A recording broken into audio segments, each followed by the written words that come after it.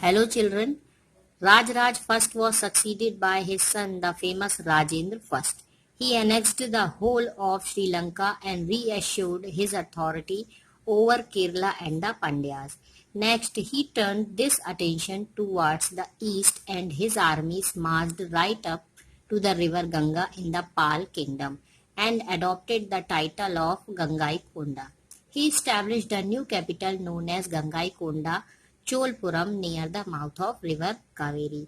Rajendra first के बाद उसका राजा जो था राजराज फर्स्ट के बाद उसका राजा जो था राजेंद्र फर्स्ट, वह राजा बना और वह बहुत पावरफुल राजा था। उसने श्रीलंका और केरला को पूरी तरह से श्रीलंका केरला और वहाँ के जो पंड्यास थे उनको पूरी तरह से अपने कब्जे में कर लिया।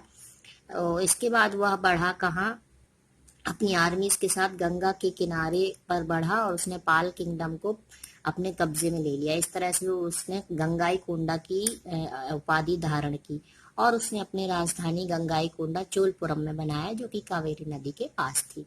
Rajendra first possessed a powerful fleet which gained him success across the Bay of Bengal. He sent a naval expedition to island of Sumatra and Malaya.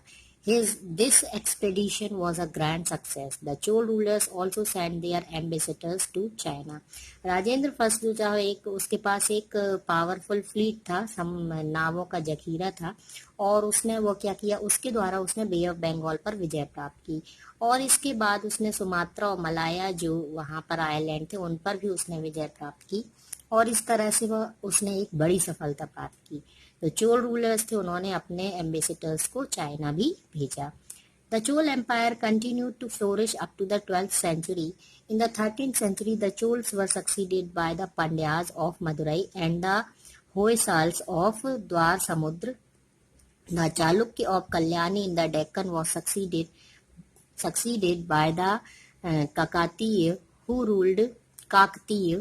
ruled from Warangal in Andhra Pradesh, and the Yadavas who ruled from Devgiri, modern Daulatabad in Maharashtra. These dynasties flourished till the 14th century. In the beginning of the 14th century, the sultans of Delhi, especially the Khilji and the Tughlaq, carried military expeditions to the south to annex the Deccan to their empire. Due to this expedition, the kingdoms of south slowly declined. और इसके बाद चोल राजा थे, चोल सम्राट थे, उन्होंने 12th century तक बहुत अच्छे से राज किया। फिर 13th सेंचुरी में जो चोल थे वो मदुरई के पंड्याज और द्वार समुद्र के जो कि मैसूर में है होयसाल्स के द्वारा हार गए और इसके बाद उनका शासन आ गया। जो चालुक्य थे, चालुक्य कल्याणी के जो थे उसके बाद उनका शासन आ गया। डेक्कन से चालुक्य थे, उन्होंने द्वार समुद्र और पंड्यास पर को हरा दिया। देन काकतीय जो है, काकतीय वारंगल पर और यादवों ने भी देवगिरी पर जो मॉडर्न में अभी दौलताबाद में वहां पर उन्होंने राज किया। ये इस तरह से ये डायनेस्टीज 14th सेंचुरी में आई, छोटे समय के लिए, थोड़े समय के लिए ये सब आए। और फिर 14th सेंचुरी के स्टार्टिंग में जो सुल्तान, दिल्ली के सुल्तान थे, स्पेशली खिलजी और तुगलक, इन्होंने अपनी मिलिट्री को भेजा ताकि वो डेक्कन के साउथ में सारे जो छोटे राजा हैं उन पर अपना अधिकार कर लें और वो उस क्षेत्र को अपने कब्जे में कर लें।